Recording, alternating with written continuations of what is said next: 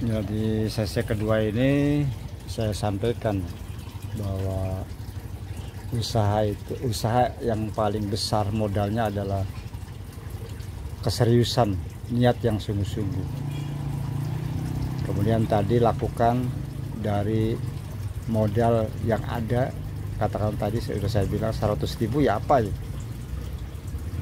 Selanjutnya ada lagi tantangannya, memulai usaha dari nol adalah rasa malu, gengsi dan sebagainya. Makanya kenapa orang merantau ya, dia rasa gengsinya itu hilang, rasa malunya hilang. Nah, selanjutnya dari uang dagang balon misalnya tadi, mohon maaf ya, dagang balon saya contoh terkecil karena apa? Karena memang punya uangnya 100.000. Kita lakukan yang paling kecil, terus 3 bulan 4 bulan kita pasang target. Katakanlah 1 tahun ini saya harus punya uang sekian. Insya Allah itu akan tercapai asal serius dan sungguh-sungguh. Kemudian yang namanya orang dagang usaha itu jangan berpikir keinginan kita itu seperti apa, jangan, tapi membaca keinginan konsumen. Ada itu rekanan saya waktu pertama ngerintis usaha, dia dulu tahun berapa itu ya, pengen dagang yang belum dijual orang, tapi ternyata makanannya cuma katakanlah jabur kiloan. Dulu kan pakai kaleng besar itu ya, yang 25 kilo, 20, 10 kilo, dan harganya waktu itu 15.000, sementara kue jajanan yang lain yang 1 kilo itu hanya 2.500. Akhirnya tahu nggak, dagangan yang banyak tadi dia satu kol buntung itu dibuang karena kadaluarsa, nggak bisa retur. Makanya sekali lagi, kalau mau berbisnis jangan menuruti kemauan perasaan kita, ikuti kemauan konsumen. Insya Allah itu akan meraih keberhasilan. Katakanlah kita biasanya, katakanlah ada seseorang yang karena biasa pakai baju bagus, akhirnya dia berbisnis baju bagus, sementara lingkungan dia menengah ke bawah. Jual aja baju yang standar yang menurut konsumen di situ. Kebutuhan masyarakat di situ, katakanlah baju yang 103 ya jual yang 103. Jangan kita jual baju yang 501. Beda misalnya kalau kita online di mana aja silakan ya, punya segmen masing-masing. Kalau lingkungan di situ hanya menengah ke bawah ya jangan yang mahal, yang penting laku. Itu prinsipnya, dan itu sudah saya coba dan sudah saya lakukan. Kemudian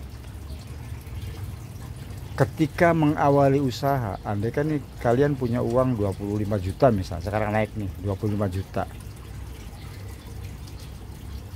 buka misalnya kalian punya keahlian bengkel motor, jangan semua onderdil kebutuhan motor kamu adain. Katakanlah buka aja, asal buka aja dulu, dari tambal ban sampai bongkar mesin, minimal ada oli.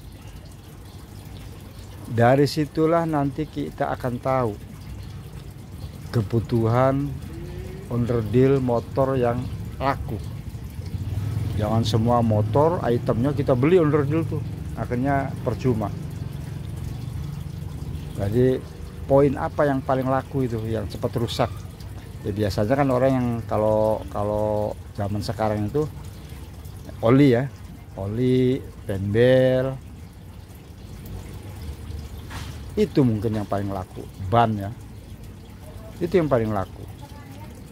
Bertahap terus, nanti barang akan penuh dengan sendirinya dari rekan-rekan semuanya, dari para konsumen yang beli itu.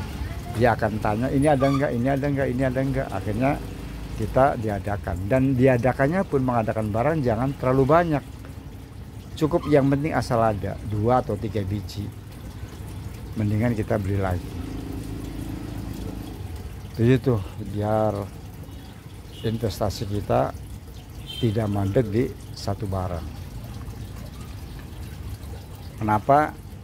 Saat kita merintis usaha, andai kan tadi punya uang 25 juta, jangan dipakai seluruhnya, cukup 50% saja, dipaksain 50% saja, jangan 50% jangan diganggu, kecuali sudah berproses katakanlah 1 tahun laku, kita habisin tuh uang, bila perlu utang kan.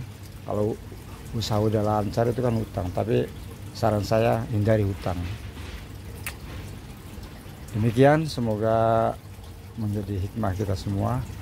Itulah cara-cara usaha yang saya sarankan. 1, niat yang kuat, tidak malu, lakukan hal yang paling kecil lakukan menurut kemampuan keuangan, jangan menurut kemauan kita. Yang kedua, ketika punya uang 50-25 juta, cukup dipakai yang 50% saja. Apalagi misalnya jual makanan, jangan 100% kita pakai. Misalnya warung makan, nah, kecuali kita punya investasi lain, oke lah. Nah, kalau uangnya hanya itunya saja, jangan kita pakai semua. Oke, sekian. Assalamualaikum warahmatullahi wabarakatuh.